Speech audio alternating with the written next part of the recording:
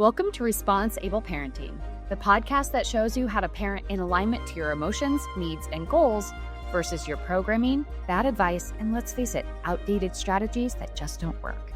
You'll get in the trenches support on nervous system and emotional regulation, critical mindset shifts, stronger communication strategies, and more.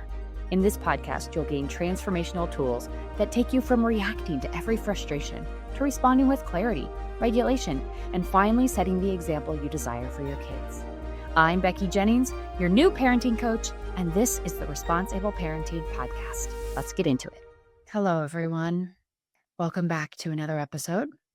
I'm going to fumble my way through this one. As I'm recording this, it is February 2nd of 2026. And if you have access to social media, the news, a radio, a podcast, I am sure you are well aware of the information and the chaos that has been unfolding over the last several weeks, specifically the hardest hitting 3 million Epstein files that dropped on January 30th that outline horrors in which alleged horrors, we are allegedly looking at these documents, alleged horrors that have happened to children. And I think for the most part, we all agreed that the atrocities were there and that they needed to be held accountable. I don't believe we even knew nor could fathom. And as a result of the intensity of it and just the, I'll leave it at intensity, it can leave us feeling crippled with what to do or say as a result. It can leave us feeling completely panicked about the state of where everything is. It can leave us with a deep rage and anger. So we are witnessing an odd juxtaposition of revelations from the past and the horrors from the past that allegedly were committed. And then in real time, we are watching them unfold in Minneapolis, Minnesota, as we are watching ICE agents chase down children in freezing cold temperatures, leave them and handcuff them in snow. We are watching in real time ICE agents use 5-year-olds as bait to get their families to come out. We are watching in real time the murder of our own citizens, and it is shaking the foundation in a way I don't know if we were prepared for. I think we all knew it had to get super bad in order to get better. And I understand that I am speaking from a white married woman's perspective, that Lord knows we need another white woman talking right now. So again, I'm coming from a place of, it is obvious that our knowledge and our, I guess just the programming that we have received, the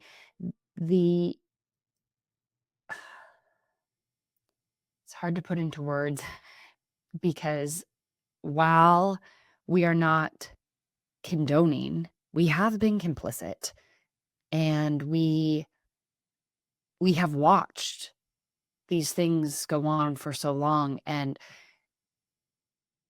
maybe just not prioritized, or maybe not seen the magnitude of how it affects. And that can leave us feeling incredibly guilty, helpless, sad, angry, frustrated, betrayed. There's a lot going on for parents in the United States, parents all over the world right now. And I'm not going to pretend to be an expert on politics. I am certainly not going to pretend to be an investigative journalist. I am certainly not going to pretend to be any of those things. And I am simply speaking as a mother to other mothers who feel like it is impossible to continue without feeling like this rage, this deep sadness, this. And by the way, my God, is this complex? So complex. We all knew things were bad. I don't know if anyone knew how bad unless you were inside, unless you had additional information. But it is a level of darkness that is incomprehensible to imagine. Like I said, I'm going to fumble my way through most of this, but I want to offer some grounding, some support. And I want you to start with noticing what you are feeling in your body, noticing the sensations in your body. Does it feel like panic? Does it feel like claustrophobia? Does it feel like anxiety? Where are you feeling that in your body? Is it in your throat? Is it in your heart? Is it in your gut? Notice where you are feeling this. And notice what your inclination is to do afterwards. What I have noticed is I feel a deep sense of dread combined with rage, panic combined with fear, and this overwhelming feeling of being out of control. Now, when my son passed away in 2019, I noticed that one of my coping strategies in the face of that experience was to try to control as many things as I could in order to keep both of my one living son. And then once I had my other child, I also noticed the deep desire to control, control, control, control, because control makes us feel safe. Control makes us feel like nothing can really be that bad because we are in control.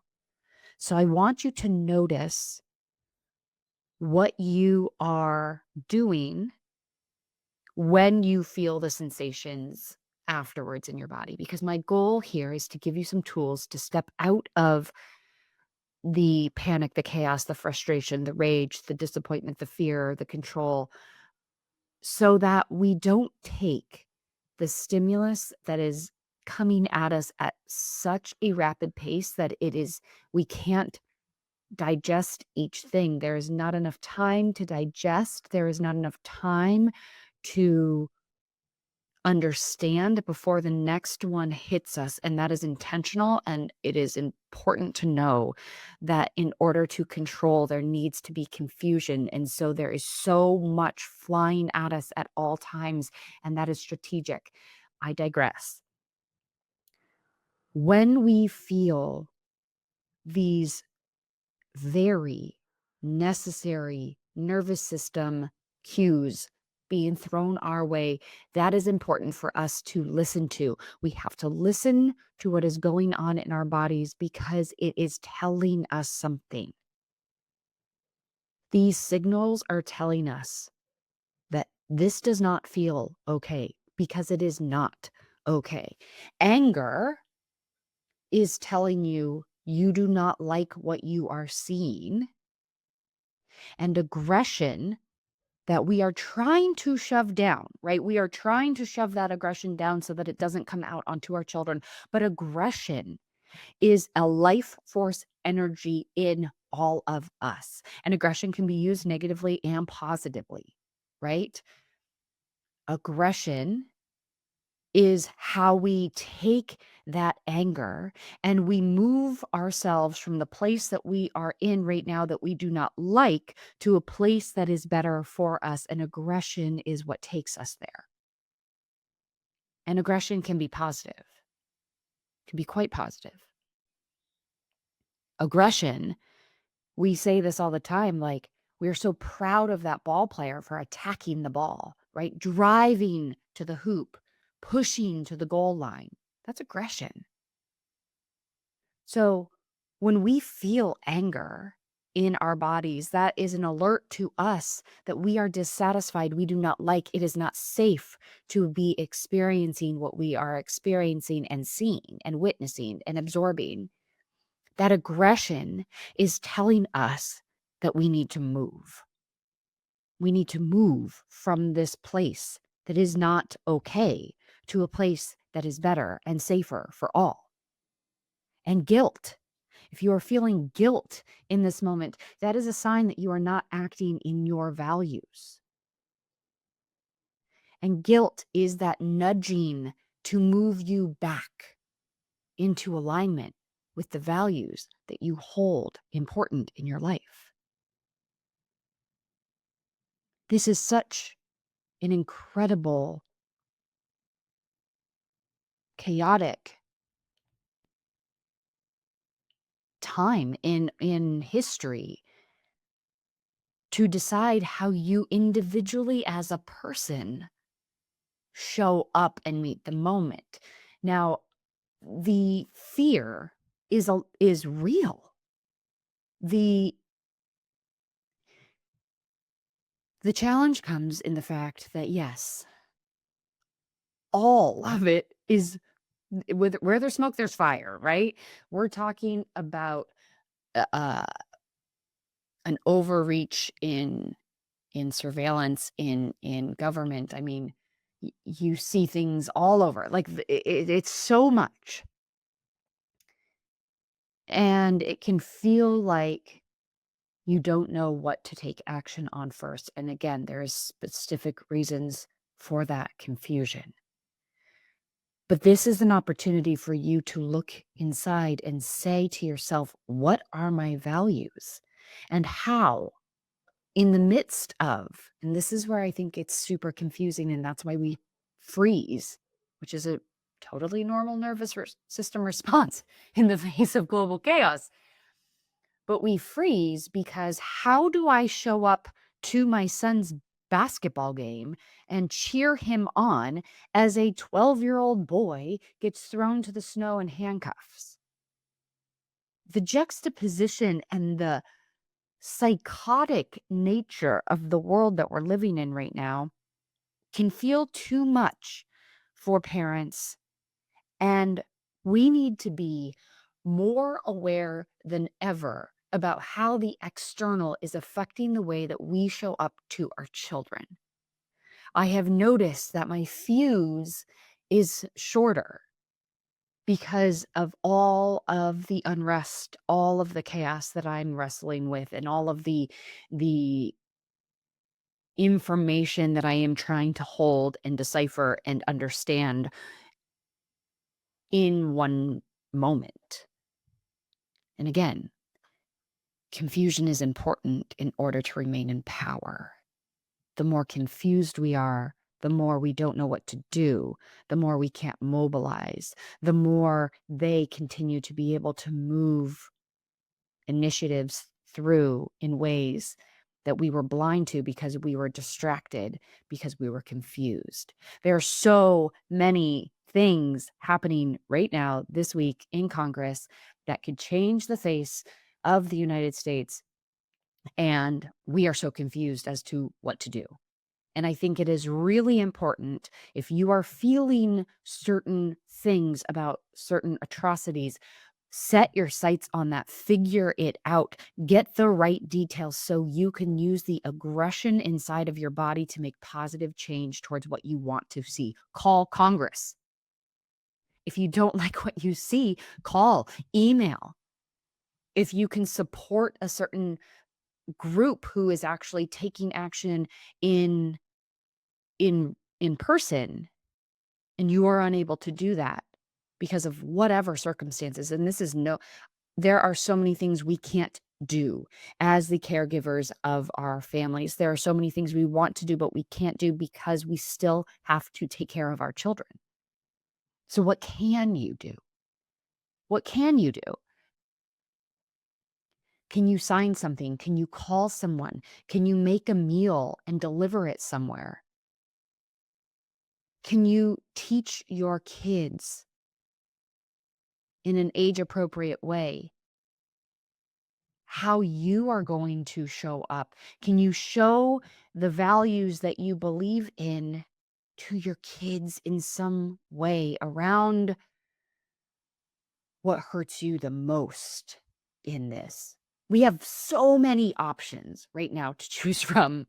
We have so many options to show our children the wrong and the right. We have so many options at this moment in history to say, this is what's happening, and this is what we as a family are going to do. What actions can you take? I think it is absolutely critical, more than ever, for parents to ground themselves into their family routine and rituals. Now more than ever, using regulation tools around the clock so that the external that is bombarding your nervous system does not influence and impact the way that you are treating the relationships inside of your house.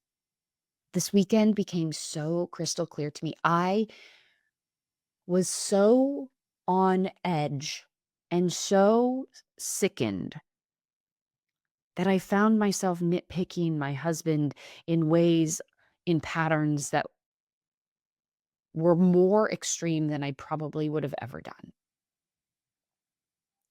So I was able to recognize that and say that, like, this is in large part a response to what I'm feeling internally, right? And I think it's so important for us as parents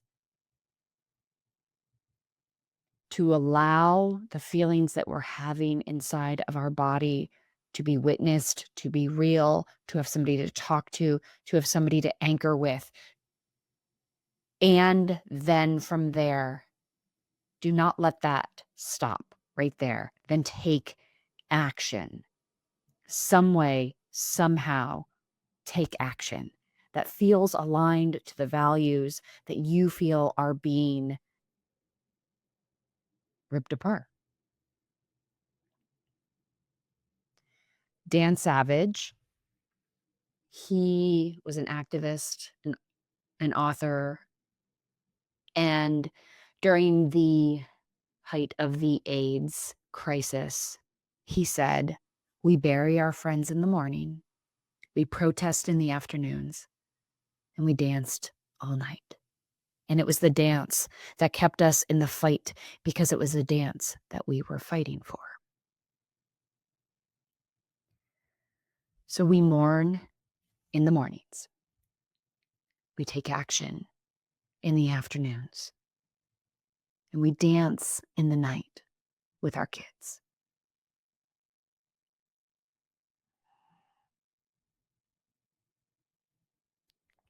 It is the dance that tells us we are taking action aligned with our values. It is the dance that keeps us grounded in the midst of chaos. It is the dance that is the revolution because we are saying, you will not take my connection to humanity. You will not take my connection to my kids. You will not take and destroy all the joy that is allowed and granted to all of us. So yes, feel sad, feel rage, feel anger, feel confused. Feel that in the morning. Mourn the loss of what we are witnessing across the nation. Mourn it. Feel it. Allow that feeling to exist. Do not suppress it. Do not shy away from it. And then allow that to drive you, that aggression inside of you, to drive you to take action, whether it is protest. There are so many ways to protest. You don't have to be on the street. There are so many ways to protest. Use that energy to take action aligned with the values you hold dear. And then dance. Dance with your kids. Embrace your kids. Love on your kids harder than you have ever loved. Send that energy out into the world. Send that energy into the classroom with your kids. Send that energy out and let it radiate as far and as big as we can possibly allow it to happen. There is so much power there. And if you can set your sights feeling so out of control right now, and you can set your sights on controlling that for yourself. I mourn in the morning, I protest in the afternoon, and I dance in the evening. And if that is all you can control, that is powerful.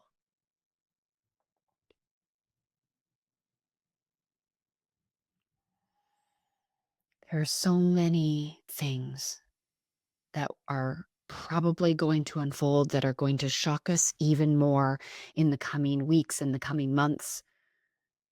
So it is, without a doubt, incredibly important to build this resilience inside of yourself by taking care of your nervous system, setting your sights on the things that are most important to you in this moment, to live out your values harder than you have ever in the past, and to surround yourself in community so that you're not doing this alone. So this doesn't feel like you are being swallowed alive and there is no use. There is no, what does it matter? Because it matters more than I think it has ever mattered before. So this is your invitation. How are you going to mourn? How are you going to protest? And how are you going to dance? Thank you for being here. Can I be super real with you and tell you a personal story? A few years back, my son, the whole reason why I do the job I do today, was having one of those fiery moments. He was talking back, demanding it be his way. He was refusing to listen to any of our solutions, and the moment was getting really intense. My husband looked at me and said, "Well, you know all the parenting stuff, fix this." I completely froze. All the scripts from the books I'd read, all the strategies from the podcasts I'd listened to completely disappeared from my brain in that moment. But based on the volume of challenges that we were having with our strong-willed ADHD son, I knew I had to figure out a different way, because panicking in the moment and grasping at anything only to not follow through at all and end up yelling just wasn't working. From this experience, I developed a repeatable, easy to remember, and easy to follow system that literally works with every single triggering moment. I can attest to it because there are many in my life. Now I can show up the way I want. I can communicate in a way that actually resonates with my strong-willed child. If this sounds like a solution for what's happening in your home, take these next 2 steps. Number 1, watch the free training about my rewiring process in the show notes. And then number 2, book your free call. On that call, we will talk about what's happening in your home, and you will get a customized solution that works best for you. I assure you, this doesn't have to feel as hard day in and day out as it does. There is the solution, and I'm so excited to talk to you about it. Thank you for listening to the Response-Able Parenting Podcast. If you like what you heard, please take a moment to rate, review, and subscribe. If you know someone who would benefit from this podcast, I'd be honored if you'd share this episode with them. Until next time, know that you are enough, you are capable, you've made it through all of your hardest days, and we will keep growing on this parenting journey together.